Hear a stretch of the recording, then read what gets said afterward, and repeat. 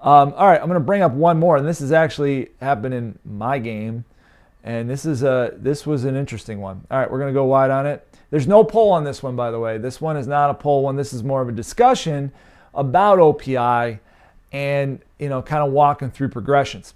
So this is a 7-person game, but it doesn't matter. We're not going to pretend. I don't think that it being a 7-person game matters or not. You could see where we're at. You could see it's 4th down. So this is a 4th down play. So this is one of those where it's similar to the goal line because they have to get the 5 yards. So you're going to want to stay with your keys a little bit longer just to see what happens. So you got motion to the top.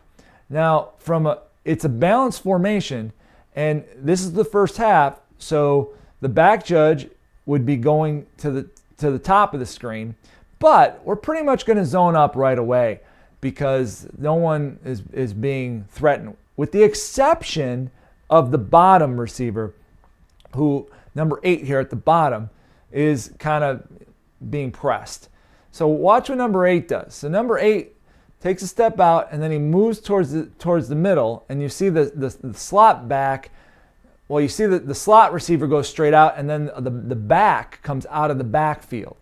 All right, so here comes number 8, and then he initiates contact there. So we'll watch it again. He initiates contact right there. So it's not as blatant as those other ones where you could see the offensive player going. Number 8 kind of goes in and plays this, but you can see he's looking at that defender. I don't know what else he'd be looking at. He's looking at it, and now he makes it look like he's turning for the ball. Hey, you're going to throw me the ball. But then he kind of throws his body into him. And then the defender reacts like, hey, what the heck? And this goes for a 1st down. Now, we do get an end zone shot of it. It's not really clear on the end zone shot. It's going to happen off to your left. But you will see the end of it here. So off to the left, you see that there. So you see the type of contact just on the left side of your screen from that player. So you have to ask yourself, is this enough? Now, I will tell you that nobody threw on this. There was nobody who threw a flag. And going back to the first part of it, the side shot, at first it was graded out as suspect OPI, that maybe it should have been called. But I was showing this to Bill, and Bill pointed something out which I thought was really interesting. These are things we have to consider when it comes to OPI.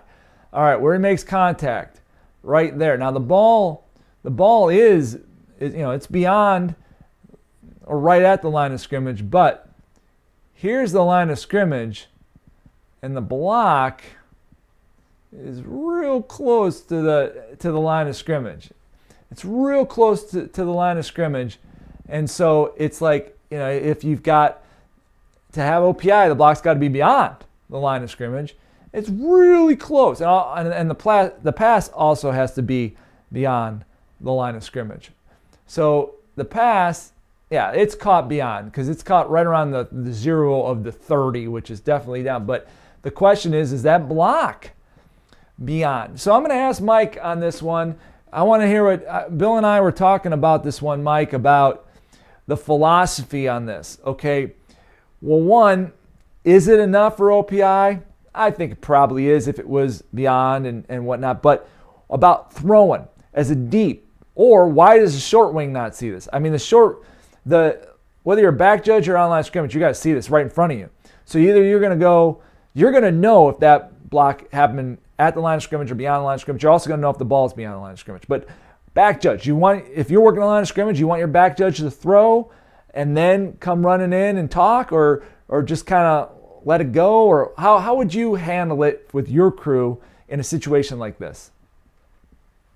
I agree. I think this might be a crew call. I'm not sure that the wing official on the bottom is going to see this. He might be distracted by other routes. He might be looking at that back out of the backfield, which he really shouldn't be, because that back's in space. But also he's looking at a receiver that looks almost from the side like he comes to a stop.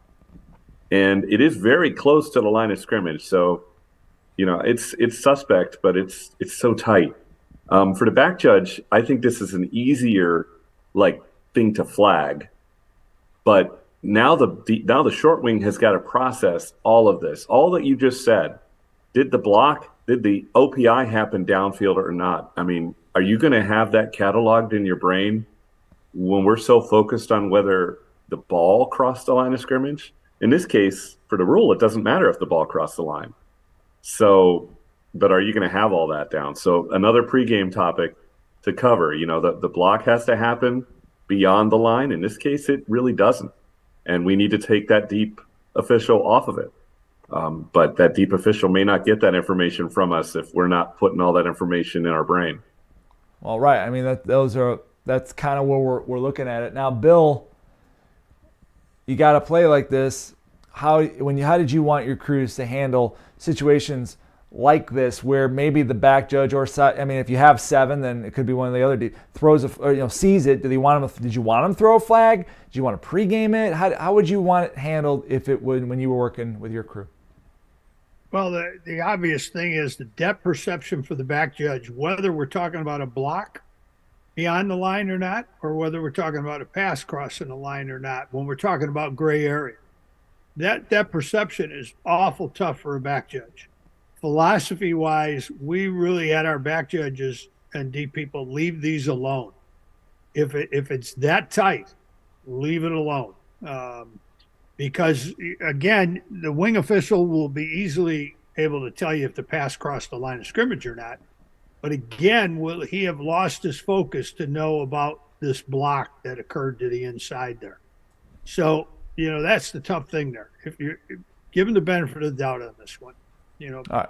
No, I agree, because we don't want to split hairs on it anyways. Even if the everybody knew where the block was and the H was focused in, we're not going to split hair. If it's right at the line of scrimmage, we're just going to move on, right? I mean, even though it's 4th down. All right, cool. All right, so that's kind of was a little bit of an OPI discussion, because like I said, we don't talk a lot about OPI here. And, we just don't get the OPIs. I mean, it's not something that happens very often. So it's kind of cool when you get a situation that you can discuss.